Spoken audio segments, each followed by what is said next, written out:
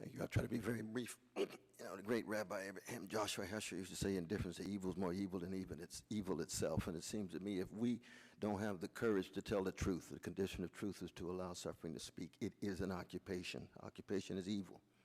I've said before, if there was a Palestinian occupation of precious Jewish brothers and sisters, would have the same moral outrage if there's an Israeli occupation of Palestinian brothers and sisters.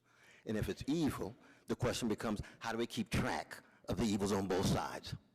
Hamas commits crimes against precious Jewish brothers and sisters. It's wrong.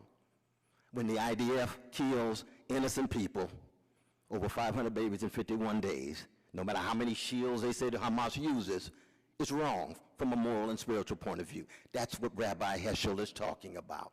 All we're trying to say is, Democratic Party must tell the truth. We can never fully respect the Palestinians unless we can name what they're up against, the boot on their necks.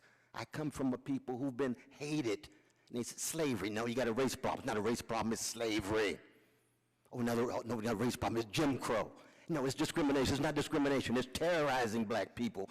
When would America tell the truth about the boot on our necks? That's all we're saying. In this particular case, I'd say the same thing about Kashmir vis-a-vis another country and so forth. Occupation is evil. How do we procure the security of our precious Jewish brothers and sisters, tell the truth about the terror coming at them, but then they occupy a people? We must tell the truth about what that structure is. It's not disputed territories. This is not a diplomatic end name. It's occupied territories. It's been said by every nation with the exception of the Democratic Party, because our presidents have said it. That's all we're calling for. Nothing radical, but the truth.